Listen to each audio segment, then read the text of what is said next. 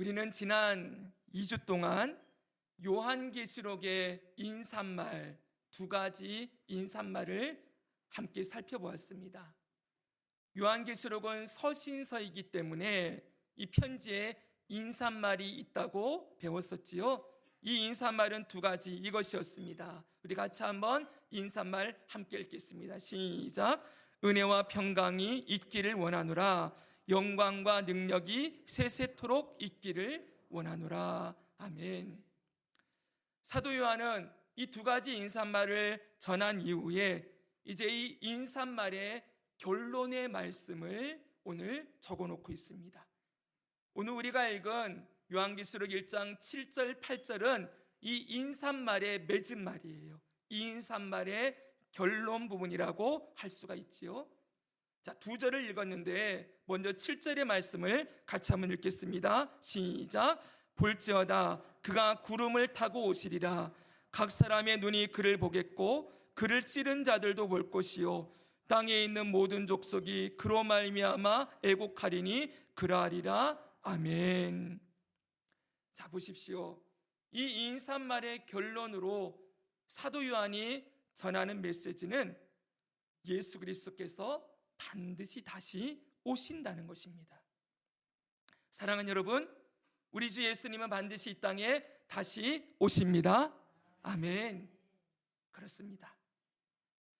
그런데 우리가 생각해 보면은 주님이 다시 오신다는 이 말씀이 비현실적으로, 비이성적으로 보이기도 합니다. 왜냐하면 저와 여러분이 살아가는 이 시대는 눈부신 과학기술의 발전이 이루어진 시대이기 때문입니다. 저 우주상공에는 제임스 웹 우주망원경이 저 우주의 신비를 캐내겠다고 지금도 24시간 끊임없이 돌아가면서 저 우주를 촬영하고 우주에 대한 분석 결과들을 내놓고 있는 시대입니다. 그리고 여러분, 이 땅에서는 어떻습니까? AI가 눈부신 속도로 발전을 하고 있고 이제는 로봇의 시대가 열렸다고 하는 시대를 살아가고 있습니다. 이런 과학기술이 발전이 이렇게 놀랍도록 이루어지는 이 시대 가운데 예수님이 다시 오신다.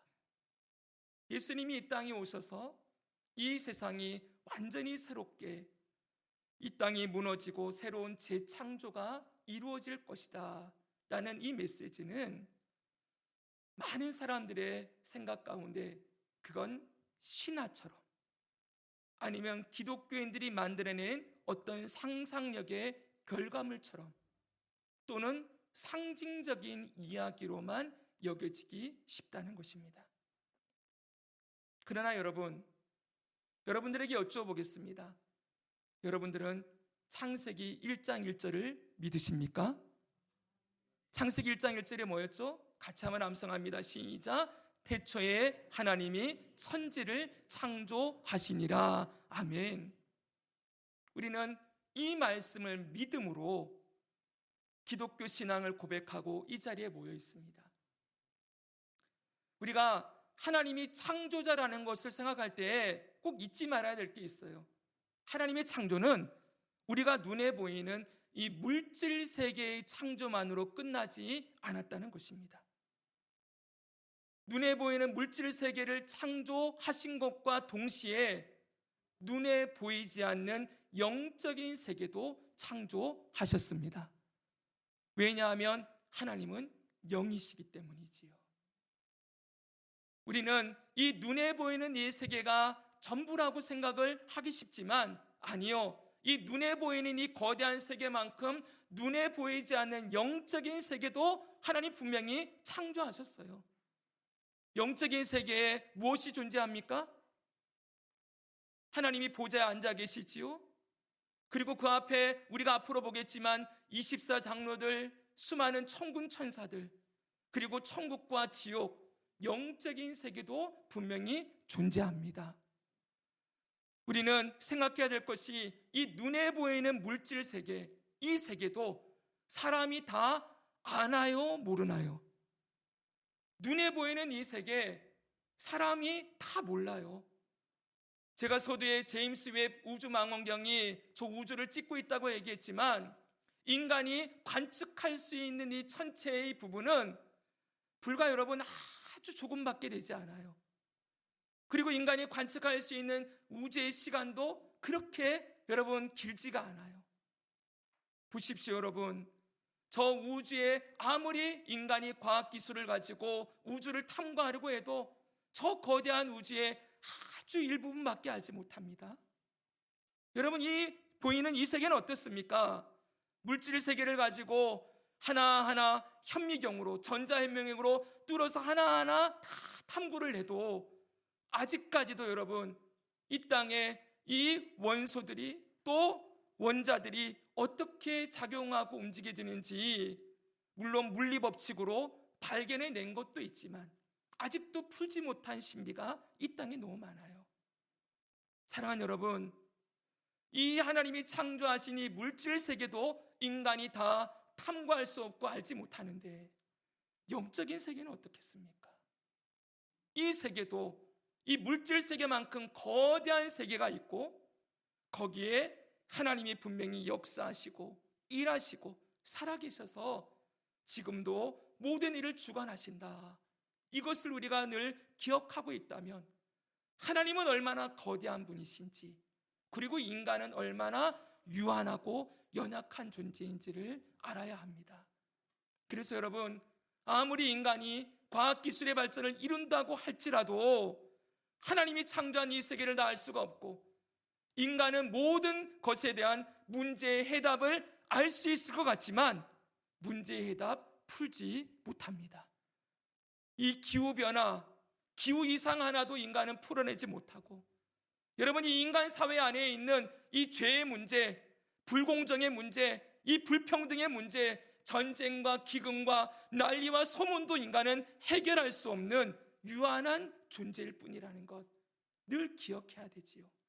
사랑하는 여러분, 인간은 신이 아닙니다. 인간은 하나님이 아닙니다.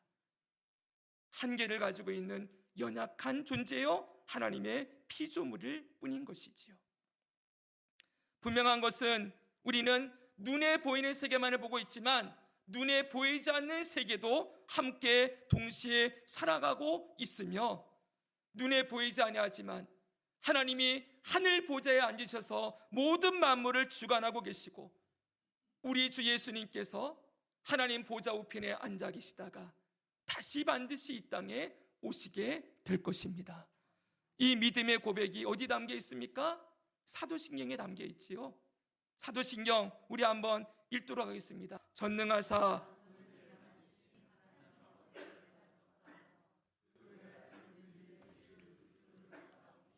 이는 성령으로 잉태하사 동정녀 마리아에게 나시고 본디오 빌라도에게 고난을 받으사 십자가에 못 박혀 죽으시고 장사한 지 사흘 만에 죽은 자 가운데서 다시 살아나시며 하늘에 오르사 전능하신 하나님 우편에 앉아 계시다가 저리로서 산 자와 죽은 자를 심판하러 오시리라. 아멘. 저리로서 산 자와 죽은 자를 심판하러 오시리라. 여러분, 이것은 분명히 영적인 일이고 실제적인 일입니다. 왜냐하면 산자는 분명히 현실 세계 아직 살아가는 사람이요, 죽은 자는 지금 그 영혼이 낙원이나 음부에 들어가 있기에 영적인 세계를 함께 아우르는 거예요. 반드시 예수님은 이 땅에 오시는 일이 있을 것이고 산자와 죽은 자가 심판받는 일이 있다. 이 사도신경의 고백은 지금까지 기독교 역사 동안 모든 주를 믿는 자들이 믿음으로 고백했던 내용이에요. 이 고백, 이 사도신경이 어디로부터 왔습니까? 이게 사도들이 고백한 믿음의 고백이거든요. 근데 이 믿음의 고백은 전부 성경에서 나왔어요. 저리로서 산자와 죽은 자를 심판하러 오시겠다, 이 말씀 어디 나옵니까? 수없이 나오죠. 신약 성경에 제가 대표 구절 6구절만 골라봤습니다. 보십시오. 마태복음, 여기 나오는 말씀은 전부 예수님이 하신 말씀이에요. 그들이 인자가 구름을 타고 오는 것을 보리라. 그리고 24장 44절 인자가 오리라. 마태복음 25장 인자가 모든 영광을 가지고 모든 천사와 함께 이 땅에 올 때, 마태복음 16장 그 천사들과 함께 아버지의 영광으로 인자가 오리니, 여기 인자는 전부 자신을 가리키는 거예요. 예수님이 틈만 나면은 입을 열어서 내가 지금 왔지, 다시 올 것이다 라는 이야기를 계속 메시지로 던지고 있어요. 그분이 말씀하셨습니다. 그리고 여러분, 사도들도 이렇게 얘기합니다. 데살로니가전서 4장 16절 같이 한번 읽습니다. 시작. 주께서 호령과 천사장의 소리와 하나님의 나팔 소리로 친히 하늘로부터 강림하시리니. 아멘. 사도 바울의 메시지예요. 베드로서는 누구의 메시지입니까? 사도 베드로. 그러나 주의 날이 도둑같이 오리니. 여러분, 우리가 믿는 이 성경은 분명하게 예수님이 다시 오실 것을 수없이 가르치고 있어요. 우리가 정말 예수님 믿고 이 성경이 기록된 하나님의 생명의 말씀, 진리의 말씀이라는 걸 믿는다면은 여러분, 우리는 늘 기억하고 기대하고 있어야 되는 거예요. 주 예수님 오실 날을, 그때를 기억해야 됩니다. 주님이 오심을 믿는 믿음이 우리의 믿음의 핵심이라는 것 잊지 않기를 바랍니다. 그러면 예수님이 다시 오실 때 어떻게 오십니까? 예수님의 다시 오심의 특징이 있어요. 그 특징이 오늘 사도 요한이 얘기하는 7절에 다 나와 있어요. 7절 한번 다시 볼까요? 한 번 더 읽겠습니다. 볼지어다, 시작. 볼지어다 그가 구름을 타고 오시리라. 각 사람의 눈이 그를 보겠고 그를 찌른 자들도 볼 것이요 땅에 있는 모든 족속이 그로 말미암아 애곡하리니 그러하리라. 아멘. 예수님의 오심의 특징 첫 번째, 구름을 타고 오신대요.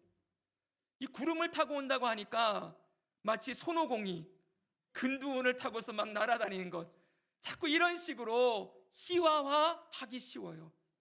근데 성경에 나오는 구름은 하나님의 임재를 상징하는 거예요. 하나님의 영광을 가지고 이 땅에 오시겠다는 거예요. 그분이 처음 오셨을 때에는 인간의 연약한 모습으로 말구유에 태어나셨지만 이제 다시 오실 때에는 하늘로부터 하나님의 영광을 가지고 영광과 능력으로 이 땅에 임하실 것이다. 이것이 구름을 타고 오신다는 말씀이에요. 두 번째, 무엇이라고 많이 말합니까? 각 사람의 눈이 그를 볼 것이다. 이것은 이렇게 얘기할 수 있습니다. 이 지구상의 모든 사람의 눈에 보이도록 오실 것이다. 여러분 보십시오. 그렇기 때문에 이건 신비이기도 해요. 언젠가도 말씀드렸지만 여러분, 대한민국이 여기 우리가 존재하고 있는데 대한민국의 완전 지구 반대편 땅이 어딘지 아십니까? 제가 어제 찾아봤습니다. 네, 칠레요. 그 비슷한 곳이죠. 우루과이라고 딱 뜨더라고요. 우리나라의 완전히 반대편은 우루과이랍니다. 여러분, 우루과이에도 예수님의 오심을 보겠지요? 본다는 거예요. 우리는 우리가 보는 하늘만 보고 있지만 예수님의 이 땅에 오시는 그것은 모든 지구상에 있는 사람이 나는 못 봤는데요, 우리나라 하늘에서는 안 보이던데요, 이렇게 말할 수 없다는 거예요. 하나님으로 이 땅에 오시는 사건이기 때문에 모든 사람의 눈으로 그를 보게 될 것이라고 말씀하고 있습니다. 여러분, 우리는 이런 구절들을 통해서 이단들을 얼마든지 배격할 수 있어요. 어떤 이단들은 한국 땅에만 예수님이 재림했다, 미리 재림했다고 재림 예수라고 말하는 사람들이 많지 않습니까? 제가 최근에 유튜브에서 한 재림 예수라고 말하는 사람이 사람들에게 돈을 긁어 모아가지고 자기가 예수라 그러면서 자기는 펜트하우스에 살고 있으면서 자녀 3명을 국제학교에 보내고 이런 사기를 저질렀다는 내용이 나오더라고요. 여러분, 말도 안 되지요. 그런데 거기에 사람들이 현혹되는 거예요. 그 댓글들을 보니까 아직도 이런 사람이 있느냐 이러면서 그 믿지 못할 얘기에 사람들이 허탈해하지만 자기가 재림 예수라고 말하는 그 사람에게 어떤 사람들은 집을 담보로 잡고 대출까지 해서 돈을 바쳤대요. 여러분, 이런 일들이 아직도 일어나고 있어요. 왜 그런가요? 사람은 영적인 존재이기 때문에 그래요. 눈에 보이는 것만 보지 않고 영적인 걸 뭔가를 의지하려는, 왜 그렇습니까? 사람이 하나님으로부터 나왔기 때문에 하나님만이 채울 수 있는 공간이 있어요. 전도서에 영원을 사모하는 마음을 주셨다 그랬어요. 그러니까 영적인 걸 채우려고 엉뚱한 걸 찾는 거죠, 여러분. 그런 종교심을 이용해서 많은 이단들이 활동하지만 여러분 분명합니다. 예수님은 오실 때 누구든 예수님이 정말 오셨구나, 오시는구나 라고 볼 수 있도록 오신다고 약속하셨습니다. 세 번째는 무엇입니까? 예수님은 분명하게 눈에 보이도록 재림하십니다. 영적인 재림이 아니에요. 볼 것이요 그랬어요. 따라합시다. 볼 것이요.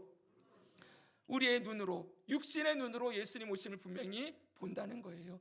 그러니 영적으로 재림했다, 이런 말도 믿을 게 안 되지요. 그거 전부 거짓말입니다. 예수님이 영적으로 내 몸에 임했다, 이런 말 하는 저 이단들과 사이비 교주들 다 배격할 수 있습니다. 그리고 네 번째가 여기가 중요합니다. 그를 찌른 자들도 다시 오시는 예수님을 볼 것이요, 땅에 있는 모든 족속이 그로 말미암아 뭘 한다고요? 애곡하리라 그랬어요. 예수님의 오심은 이 땅에 애곡, 통곡이 가득한 시간이 될 것이다, 이렇게 말씀하는 것이지요. 보십시오, 여러분. 예수님의 오심은, 예수님의 처음 오심, 초림은 구원을 위한 오심이었습니다. 죄인을 구원하여 의롭게 하시는, 의인이 되게 하시는 구원을 주시기에 이 땅에 오셨다면, 예수님의 다시 오심은 저리로서 산 자와 죽은 자를 심판하러 오시리라, 심판의 오심인 거예요. 그래서 여러분, 이 땅에 끝까지 주님을 반역하고 끝까지 주님을 찔렀던 자들, 끝까지 예수 그리스도를 믿지 아니하고 하나님을 거역하고 거부했던 그 자들, 그리고 땅에 끝까지 이 땅이 전부인 줄 알고 이 땅에 몸과 삶을 다 이 땅에 쏟으면서 이 땅에 있는 것들을 붙들고 살았던 그들이 모두 애곡한다는 거예요. 사랑하는 여러분, 저는 성경을 읽으면서 어렸을 때 참 충격을 받았던 장면이 하나 있어요. 구절이요. 요한계시록의 이 말씀입니다. 우리가 앞으로도 볼 말씀인데 6장 15절에서 17절 제가 읽어드립니다. 땅의 임금들과 왕족들과 장군들과 부자들과 강한 자들과 모든 종과 자유인이 굴과 산들의 바위 틈에 숨어 산들과 바위에게 말하되 우리 위에 떨어져 보좌에 앉으신 이의 얼굴에서와 그 어린 양의 진노에서 우리를 가리라. 그들의 진노의 큰 날이 이르렀으니 누가 능히 서리요 하더라. 어렸을 때 이 장면이 머릿속으로 그려졌어요. 주님 오실 때 사람들이 굴과 바위 틈으로 막 들어가가지고는 산아 내 위에 무너져다오, 돌아 내 위에 무너져서 저 어린 양과 하나님의 진노에서 나를 가려다오. 얼마나 두렵고 떨리는 날이면 그분의 오심을 보지 못하고 숨어서 산에게 돌에게 자기를 가려달라고 하겠습니까? 머릿속으로 한번 이 장면을 그려보십시오. 주님의 오심이 이런 날이 될 거라고 말씀하는 거예요. 끝까지 이 세상이 전부라고 생각하고 땅의 임금들, 왕족들, 장군들, 부자들, 강한 자들, 여러분 부자들이라고 해서 다 잘못된 것 아닙니다. 그러나 여기 나오는 부자는 자기의 재물을 신으로 삼고 살았던 사람들, 자기의 힘을 자기의 삶의 최종적인 목표로 붙들고 살았던 사람들. 여러분, 자유인이나 종이나, 그러나 권력자들만이 아니라 종들도 있어요. 겉으로 보기에는 힘이 없다고 하지만 끝까지 하나님을 거부했던 그들이 이렇게 외친다라고 말씀하고 있는 것이지요. 사랑하는 여러분, 예수님 말씀하십니다. 예수님이 오시는 그때는 노아 홍수의 때와 똑같다고 말씀하세요. 하나님께서 노아에게 홍수를 경고하십니다. 앞으로 인간의 날은 120년이 될 것이다. 무슨 말입니까? 120년이 지나면 이 세상이 심판받는다는 거예요. 이 120년 동안 노아가 방주를 짓습니다. 사람들에게 외쳤을 것입니다. 곧 심판이 다가옵니다. 120년 남았습니다. 이제 60년 남았습니다. 이제 10년 남았습니다. 회개하고 예수를 믿으십시오. 회개하고 하나님께로 돌아오십시오. 그러나 그 말에 귀 기울이지 않습니다. 창세기를 보니까 하나님이 그 120년이 지난 이후에 이제 하늘이 열리고 비가 내릴 것이다 임하고 말씀하신 이후에도 7일 동안이 걸려요. 하나님은 7일 동안도 기다리세요. 끝까지 회개하고 하나님께로 돌아가기를 원하시는 것이죠. 그런데 여러분, 이 120년이 지나고 7일이 딱 지나고 나니까 방주의 문이 딱 닫힙니다. 그리고 더 이상 아무리 밖에서 문을 두드려도 이 문은 열리지 않습니다. 사랑하는 여러분, 예수님이 오실 때가 이런 때라는 거예요. 이 땅 가운데 수많은 사람들이 그 문 밖에서 나도 좀 들어가게 해주십시오, 나를 좀 살려주십시오 라고 아무리 두드려도 닫힌 구원의 문은 열리지 않습니다. 은혜의 때가 지나고 구원의 때가 지나갔기 때문이지요. 이렇게 많은 사람들이 애곡하며 아파할 때 끝까지 예수 그리스도를 나의 구주, 나의 왕으로 섬기고, 그 여러분 요한계시록 시대에 도미티안 왕제의 그 심한 박해와 극심한 고통을 믿음으로 지켜내었던 그들은 어떻게 됩니까? 주의 오심을 기쁨으로 맞이하게 되는 거예요. 영광 중에 오시는 주님을 기쁨으로 맞이하리라. 그러면서 영광과 능력이 하나님께 있음을, 예수님께 있음을 찬양하며 그분 앞에 서겠지요. 그때 우리가 입은 옷이 어떤 옷일까요? 예수 그리스도의 의로 말미암은 의의 옷을 입고, 깨끗한 의의 옷을 입고, 흰 옷을 입고 손에 종려가지를 들고 외칠 거예요. 구원하심이 보호자에 앉으신 하나님과 우리의 어린 양 예수 그리스도께 있습니다. 그러면서 찬양하며 그분 앞에 나아가는 일이 있게 될 것입니다. 우리 그 자리에 함께 나아가게 됨을 믿습니다. 옆에 분과 함께 인사하겠습니다. 우리 함께 구원의 영광으로 들어갑시다. 시작. 우리 함께 구원의 영광으로 들어갑시다. 할렐루야. 아멘. 그러나 여러분, 그럼에도 불구하고 저와 여러분의 마음에 큰 아픔이 있을 거예요.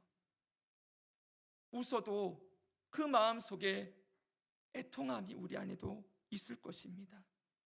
왜 그렇습니까? 저 문 밖에 있는 수많은 영혼들이 이렇게 외치고 있는 모습을 보게 될 때, 한편으로는 우리가 너무나 기쁨과 감사가 있지만 한편으로는 저 죽어가는 수많은 영혼들을 바라보며 마음의 아픔이 있겠지요. 신들러 리스트라는 영화를 알고 계십니까? 신들러 리스트 알고 계시지요?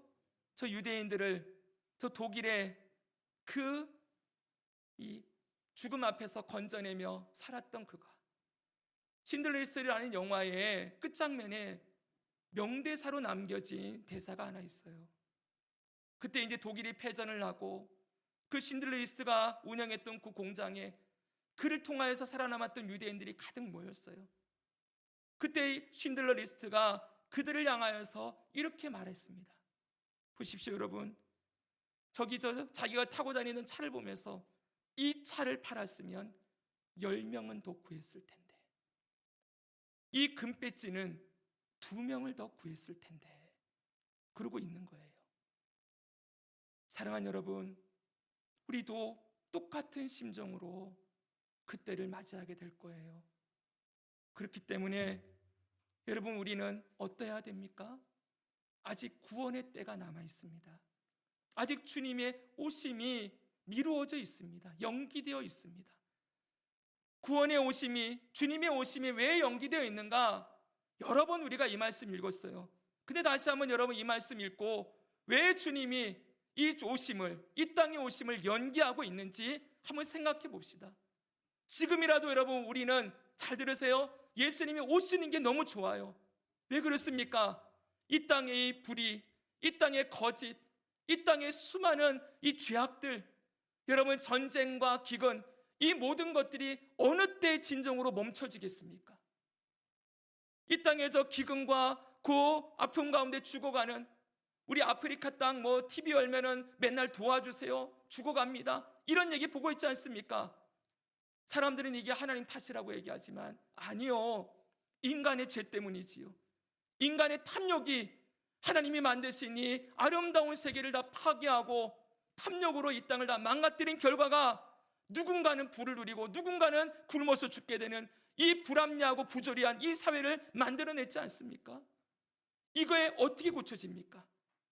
어떤 특별한 위대한 사람이 생겨나면은, 위대한 세상을 구할 영웅이 생겨야 이 세상이 구원을 받습니까?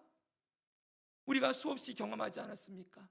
한 사회가 변화되는데 특별한 위대한 인물이 하나가 세워지면 그 사회가 새롭게 될 것이다. 그런 일이 있습니까? 없지요, 여러분. 사람들은 자꾸 영웅을 원하고 사회 시스템이 바뀌어야 된다고 얘기를 하고 뭔가 힘을 길러서 저 불합리한 것을 무너뜨려야 한다고 얘기하지만, 여러분, 우리가 알고 있잖아요. 개혁을 하려고 했던 그들이 나중에 개혁의 대상이 되는 것. 사랑하는 여러분, 인간이 죄인으로 존재하는 한 이 세상의 죄와 악은 끊어지지 않을 거예요. 오직 끊어지는 유일한 방법은 우리 주 예수님께서 오셔야만 하는 것입니다. 지금이라도 주님이 오시면 좋겠어요. 왜 그렇습니까, 여러분? 이 불합리한 세계에 저 수많은 죄악들과 연약한 자들, 아파하는 자들, 완전한 자유와 해방과 구원을 누리는 날이 주님이 오셔야 이루어지기 때문에 우리는 바라지만, 그럼에도 불구하고 주님이 오심을 연기하는 이유는 여기에 있어요. 같이 한번 이 말씀 읽겠습니다. 베드로서 3장 9절부터 12절 시작. 죄의 약속은 어떤 이들이 더디다고 생각하는 것 같이 더딘 것이 아니라 오직 주께서는 너희를 대하여 오래 참으사 아무도 멸망하지 아니하고 다 회개하게 이르기를 원하시느니라. 그러나 주의 날이 도둑같이 오리니 그날에는 하늘이 큰 소리로 떠나가고 물질이 뜨거운 풀에 풀어지고 땅과 그 중에 있는 모든 일이 드러나리로다. 이 모든 것이 이렇게 풀어지리니 너희가 어떠한 사람이 되어야 마땅하느냐? 거룩한 행실과 경건함으로 하나님의 날이 임하기를 바라보고 간절히 사모하라. 아멘. 주님의 약속이 더디다고 말하지 말아라. 주님의 약속은 더딘 것이 아니라 오래 참으시고 있는 것일 뿐이다. 아무도 멸망하지 아니하고 다 회개하기에 이르기를 원하신다. 주님은 구원의 때를 지금 우리에게 허락해 주시는 것입니다. 그러나 이 구원의 때가 지나가고 나면 하늘이 풀어지고 땅이 완전히 다 무너지고 영광 중에 우리 주 예수님께서 이 땅에 오실 거예요. 그때까지 어떠하라고요? 거룩한 행실과 경건함으로 하나님의 날이 임하기를 바라보고 간절히 사모하라. 거룩한 행실과 경건함으로 사는 이유가 무엇입니까? 우리 한 사람 믿음 잘 지켜서 나 하나 예수 잘 믿어서 예수님 오실 때 나만 그 자리에 올라가는, 그게 여러분 이게 아니에요. 거룩한 행실과 경건은 우리의 삶을 통하여서 그리스도의 영광이 나타나고 우리의 삶을 통하여서 죄인이 하나님께로 돌아오는 일이 일어나게 되는 삶의 증거자가 되라는 거예요. 빛으로 소금으로. 무엇입니까? 남들보다 조금 도덕적으로 깨끗하고 남들보다 조금 더 선하게 살고 조금 섬기는 그 정도가 아니에요. 그런 일은 여러분 불교인도 하고 힌두교인도 하고 다른 종교에도 얘기해요. 도덕적으로 윤리적으로 조금 깨끗한 게 아니라 우리의 말과 행동과 삶을 통하여서 오늘 결론도 얘기하겠지만 하나님의 영광이 나타나는 자로 그렇게 우리를 쓰시고자 하시는 것입니다. 오늘 우리의 삶을 다시 점검합시다. 주님 오심을 준비하고 기다리는 자로 살아가고 있습니까?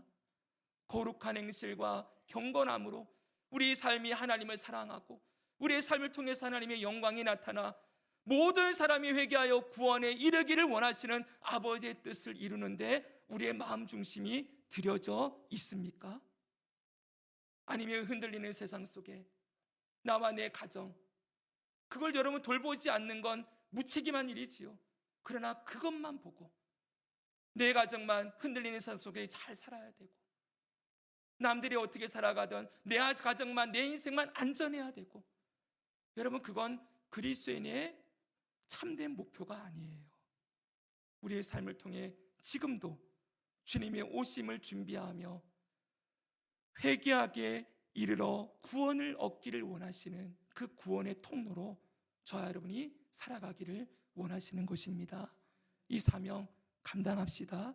다시 우리의 삶의 목적이 무엇인지를 알아야 하는 것이지요. 사랑하는 여러분, 이제 요한계시록의 그 인사말의 결론 두 번째 구절을 함께 보겠습니다. 8절의 말씀 읽어주시기 바랍니다. 주 하나님이 시작.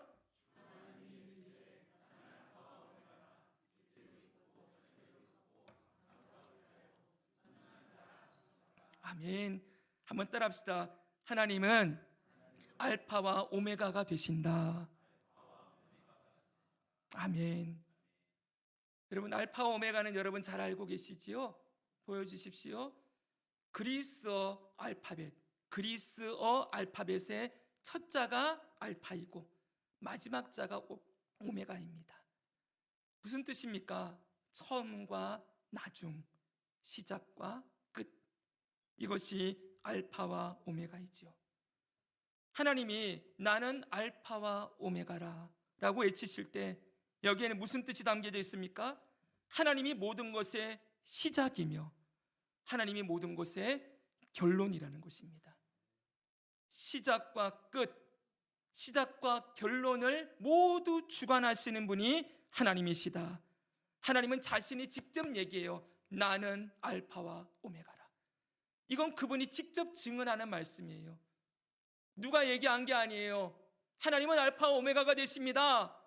그렇게 말한 게 아니라 여기 분명히 나는 알파와 오메가라. 내가 처음이요 나중이다. 시작과 끝이다. 선언하시는 거예요. 사랑하는 여러분, 하나님이 알파와 오메가가 되신다는 건 그분이 모든 것의 주관자요 통치자라는 의미도 함께 담겨져 있습니다. 우리는 여기에 이 세상 모든 걸 적용시킬 수 있어요. 알파 오메가에 보십시오. 하나님은 온 우주의 처음과 나중이 되십니다. 그렇게 얘기할 수 있죠. 하나님은 우리가 살고 있는 이 지구의 처음과 끝이십니다. 이 지구상의 모든 생명체의 시작과 끝이 하나님이십니다. 하나님은 나의 인생의 시작과 끝을 맺으시는 분이십니다. 여기에 들어가지 않는 게 어떤 것이 있겠습니까? 알파와 오메가 되신 하나님 아래 모든 것이 다 들어가 있어요. 여러분, 그래서 사도 바울은 로마서에서 이렇게 외치는 것을 볼 수가 있습니다. 로마서 11장 36절 같이 이 말씀 읽습니다. 시작. 이는 만물이 주에게서 나오고 주로 말미암고 주에게로 돌아감이라. 그에게 영광이 세세에 있을지어다. 아멘. 만물이 주로부터 나오고 주로 말미암아 존재하고 주에게로 돌아갈 것입니다. 사랑하는 여러분, 수많은 철학자들이 외치는 것, 과학자들이 외치는 것, 이 세상은 어디로부터 와서 어디로 가는가? 제가 천문학을 꽤 좋아하거든요. 그래서 천문학에 대한 내용들을 많이 보는데 천문학자들이 결국은 하늘을 연구하다가 어디로 가는지 아세요? 이 온 우주가 어디로부터 시작되었나? 그 질문으로 맨날 가 있어요. 빅뱅이라고 얘기를 하지요? 그럼 그들이 또 던져요. 빅뱅 이전에는 뭐가 있었는가? 누구도 대답 못해요. 사랑하는 여러분, 성경은 그러나 답을 하고 있어요. 하나님이 시작이요 끝이다.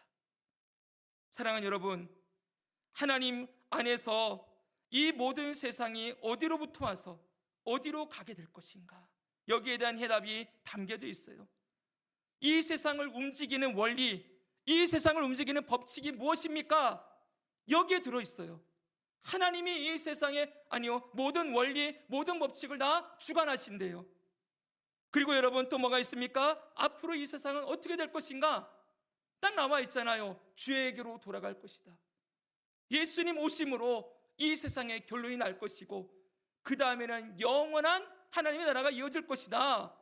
성경만이 이 질문을 다 답해 줄 수가 있는 거예요. 우리는 여러분 신화를 믿는 게 아닙니다. 우리는 어떤 관념을 믿는 게 아닙니다. 이것은 실제이고 반드시 일어날 일입니다.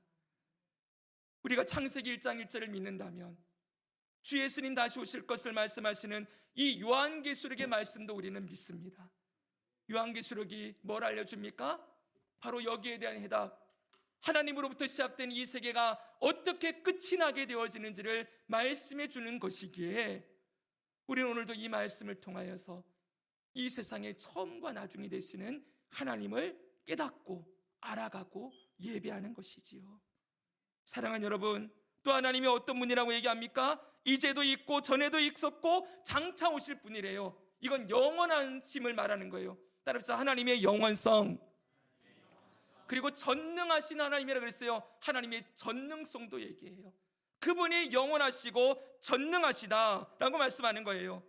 정리합니다. 모든 것의 알파와 오메가가 되신 하나님은 영원하시고 전능하신 하나님이십니다. 아멘. 다시 말씀드립니다. 영원하고 전능하신 하나님이 처음과 나중이 되십니다. 여러분, 이것을 믿는 자는 어떻게 합니까? 여기 보십시오. 사도 바울이 찬송이 나오잖아요. 우리가 요한계시록에 인사말에 맡은 찬송이 여기도 나오죠. 그렇죠 여러분? 끝에 뭐라고 되어 있습니까? 그에게 시작, 그에게 영광이 세세토록 있을지어다. 아멘. 우리가 요한계시록의 인사말에 봤던 영광과 능력이 세세토록 있기를 원합니다. 이건 사도 요한만 고백하는 게 아니에요. 하나님이 처음과 나중이 되시다는 것을 믿는 모든 그리스도인들은 이 찬양을 드릴 수밖에 없는 거예요. 영광이 세세토록 그분께 있습니다. 사랑하는 여러분, 우리도 이렇게 찬양합시다. 이 흔들리는 세상만 바라보면 우리 입에 찬양이 나오지 않아요. 감사가 나오지 않아요. 기쁨이 나오지 않지요. 그러나 알파와 오메가가 되신 하나님이 영원하시고 전능하신 분이십니다. 이걸 믿는 자들은 이 찬양의 고백이 터져 나올 수밖에 없는 것이지요. 그럼 여러분, 마지막으로 생각을 해야 될 것이 있습니다. 오늘 우리가 계시록 1장 7절 8절 이 인사말의 결론의 말씀을, 맺은 말을 우리가 봤는데 이 말씀이 오늘 우리에게 무슨 상관이 있습니까? 오늘 이 말씀을 듣고 있는 저와 여러분에게 이 말씀이 우리 삶에 직접적으로 어떤 연관이 있을까요? 여쭤보겠습니다. 연관이 있습니까? 있지요, 여러분. 너무나 있지요. 한번 생각해 보시기 바랍니다. 세상은 한 사람의 인생을 빗대어서 풀 또는 먼지 또는 안개에 비유합니다. 다 무엇을 말합니까? 인간의 유한성을 가리키지요. 앞에도 여러 번 거듭해서 말씀드렸지만 인간은 한계가 있는 존재입니다. 연약하고 불확실한 존재이지요. 그런데 오늘 이 말씀에 하나님이 알파와 오메가라고 선언하셨습니다. 내 인생의 시작과 끝이 하나님께 있다는 것입니다. 여러분, 여러분이 언제 태어나실지 누가 결정하셨습니까? 하나님이 결정하셨습니다. 우연히 태어난 것 아니지요? 여러분의 인생이 언제 시작되어야 될지 하나님은 분명히 정하시고 여러분을 이 땅에 보내셨어요. 그리고 우리 인생 언제 끝날지 누가 알고 있습니까? 하나님이 알고 있습니다. 내 인생의 시작과 끝, 하나님의 결정에 달려 있다는 것입니다. 우리가 그냥 가고 싶다고 못 갑니다, 여러분. 우리가 빨리 갔으면 좋겠다.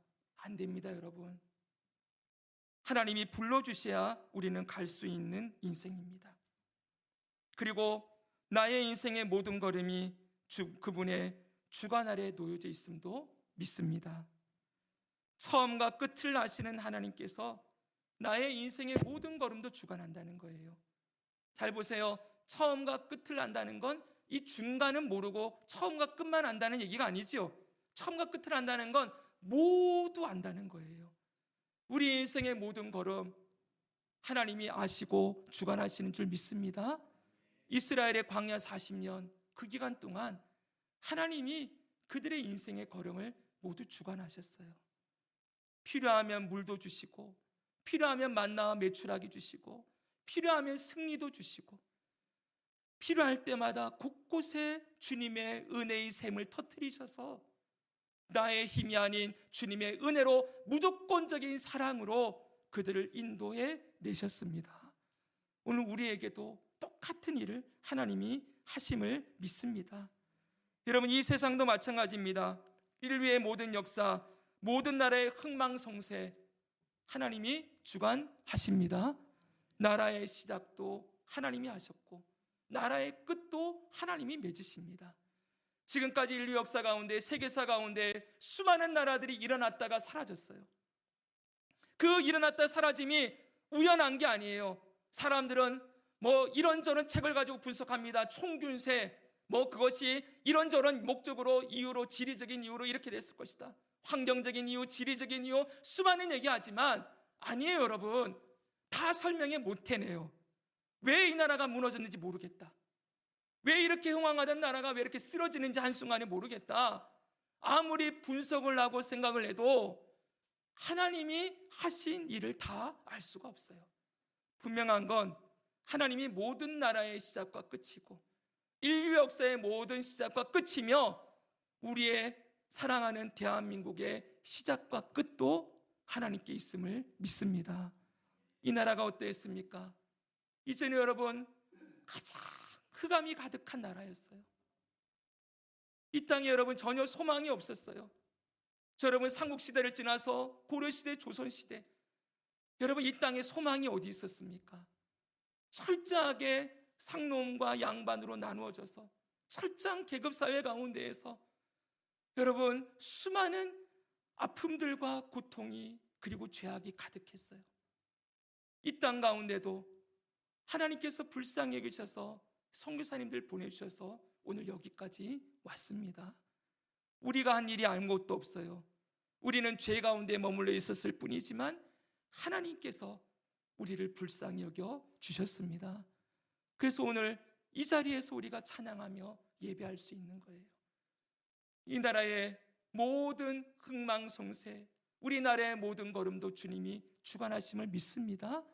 이 땅에 교회를 시작하신 분이 하나님이시요 교회의 결론을 내시는 분도 하나님이심을 믿습니다. 여러분, 절대로 이 땅의 모든 것은 우연히 흘러가는 것이 아닙니다. 그런데 문제는 뭡니까?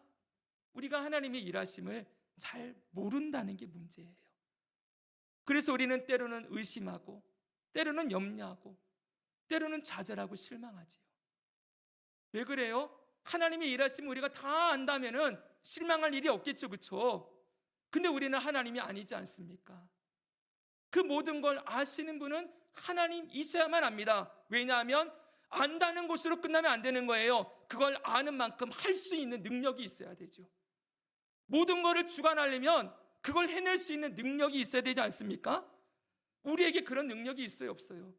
사람이 아무리 지혜롭고 뛰어나도 자기 인생 하나도 자기 능력대로 다 이끌어가지 못하는 게 인간의 유한함인데, 전 세계 모든 만물을 주관하고 시작과 끝을 주관하려면 얼마나 그분이 능력이 있어야 되겠습니까?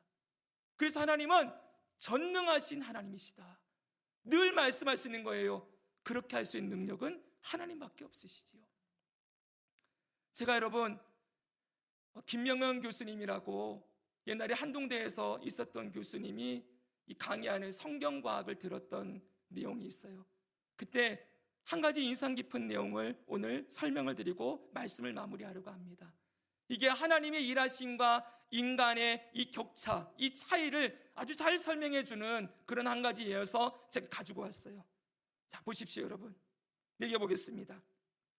여기 보면은 개미가 나오고요. 개미는 쭉 그림이 복잡해지만 개미는 일직선으로 갑니다. 선에 있죠, 그렇죠? 한 선으로 갑니다, 개미. 그리고 옆으로 왔다 갔다 하는 존재가 있습니다. 바퀴벌레입니다. 바퀴벌레는 이렇게 왔다 갔다 움직이고 있지요. 그리고 저기 펑펑 뛰어다니는 녀석이 하나 있습니다. 누굽니까? 메뚜기요. 자, 보십시오.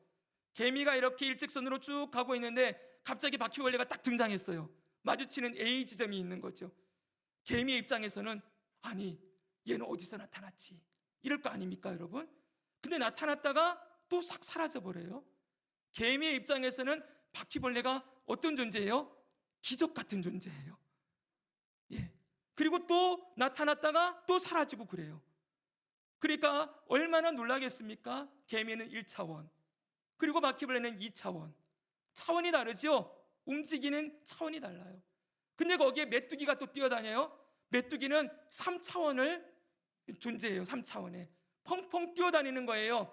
바퀴벌레 입장에서는, 개미 입장에서는 메뚜기가 한번 딱 뛰었다가 탁 앉으면은 하늘에서 메뚜기가 왔다, 이렇게 놀랄 거 아닙니까? 근데 뿅 하고 또 사라지는 거예요. 보십시오. 1차원에서는 2차원이 너무 놀라운 기적이고 2차원에서는 3차원이 놀라운 기적이에요. 근데 여러분, 저와 여러분은 3차원을 살아가고 있습니다. 하나님은 몇 차원이십니까? 하나님은 맞아요. 100차원, 1000차원, 만차원, 무한대의 차원을 존재하시는, 이끄시는 분이시지요. 그러니 여러분, 우리가 아무리 하나님의 그 뜻과 일하심을 보려고 해도 때로는 이해되지 않을 때가 있는 거예요. 그래서 성경은 우리들에게 뭐라고 이렇게 말씀합니까? 여러분, 이 말씀 같이 한번 읽습니다. 이사야 55장 8절 9절입니다. 같이 읽습니다. 시작. 이는 내 생각이 너희의 생각과 다르며 내 길은 너희의 길과 다름이니라. 여호와의 말씀이니라. 이는 하늘이 땅보다 높음같이 내 길이 너희의 길보다 높으며 내 생각은 너희의 생각보다 높음이니라. 아멘. 어떤 사람들은 이 말씀을 비판합니다. 왜냐하면 그냥 기독교인들이 이 하나님이 하시는 일을 알 수 없을 때 전부 그냥 하나님이 알아서 하신다, 그러면서 어렵고 힘든 문제를 피할 때마다 이 말씀을 드려야 된다는 거예요. 하나님 생각은 우리는 몰라, 하나님 뜻하신 몰라, 이러면서 그냥 체념하고 그냥 하나님 앞에 무기력하게 그냥 모든 걸 포기하게 되는 말씀으로 생각하는 그런 비판을 놓기도 합니다. 하기도 합니다. 근데 여러분, 절대 그런 말씀 아니에요. 하나님이 생각이 무엇인지 우리 압니까? 알지요, 여러분. 하나님이 생각이 무엇입니까? 죄인들을 회개하여 다 구원에 이르기를 원하시느니라. 이거 하나님 생각입니까? 아멘. 여러분, 우리가 하나님의 뜻에 대해서 모르는 게 뭐가 있습니까? 하나님 뜻 다 알고 있지요, 여러분. 하나님이 뜻하심이 무엇입니까? 알파와 오메가가 되신 하나님이 이 땅을 하나님의 선하신 계획을 따라 완전한 하나님의 나라의 완성으로 이어가고 계십니다. 하나님 말씀해 주셨어요. 근데 우리가 때로는 그 하나님의 일하심이 우리의 눈에 이해되지 않고 우리의 생각과는 계획과 다를 때 우리가 때로는 좌절하고 실망하지만, 여러분, 분명한 것은 하나님은 아무 생각 없이 아무 뜻 없이 그냥 자기 하고 싶은 대로 행하시는 분이 아니라는 거예요. 분명히 이 세계는 하나님이 시작하셨고 끝까지 하나님의 선하신 계획과 뜻에 따라서 움직여지고 있는 줄 믿습니다. 하나님은 무계획자가 아니에요. 엉망으로 일하는 분 아니에요. 하고 싶으면 하고 하기 싫으면 때려치우고, 여러분, 인간과 같이 변덕스러운 존재가 아니라는 거예요. 우리는 다 알 수 없어도 하나님은 선하시고 완전하신 뜻대로 알파와 오메가로 우리의 인생, 우리의 가정, 여러분의 자녀들, 여러분, 우리나라, 이 땅의 교회들, 열방의 교회들, 모든 나라의 역사를 주관하시고 인도하시는 분이심을 믿습니다. 여러분, 이것을 믿으라고 오늘 사도 요한은 이 고난 가운데 있는 성도들을 향하여 하나님의 메시지를 전하고 있는 것입니다. 사랑하는 여러분, 이렇게 하나님이 처음과 마지막을 주관하시는데, 그럼 우리가 이렇게 얘기할 수 있어요. 다 아시는데 그럼 우리 뭐 해야 되나? 어차피 우리 인생도 하나님이 아시고 이 세상도 하나님 뜻대로 가는데 그냥 우리는 손 놓고 떠내려가는 대로, 흘러가는 대로 있으면 되지 않겠나? 여러분, 절대 그럴 수가 없지요. 왜냐하면 우리를 이 땅에 살게 하신 목적이 있기 때문이지요. 그 목적만 읽고 마치겠습니다. 고린도전서 10장 31절 33절입니다. 같이 읽습니다. 시작.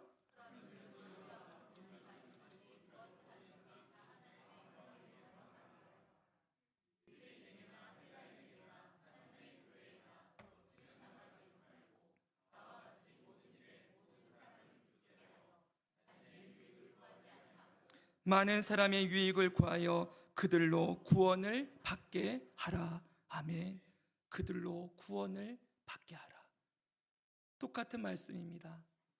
먹든지 마시든지 무엇을 하든지 주의 영광을 위해 한다는 것은 모든 사람들로 구원을 받게 하라. 우리에게 주신 달란트를 가지고 이 일을 하라고. 구원의 통로로, 따라합시다. 구원의 통로, 복음의 통로, 생명의 통로. 그렇게 살라고 우리를 이 땅에 두셨어요. 오늘 우리가 살아가는 건 이 땅에 오셔서 처음 오셨을 때 그분의 손과 발로 하나님의 사랑과 생명을 전했던 예수님, 그 예수님을 대신하여 이제 주님의 손과 발이 되어 이 땅에 하나님의 구원을 전하고 나누는 자로 살아가게 하시려고 우리를 이 땅에 두셨습니다.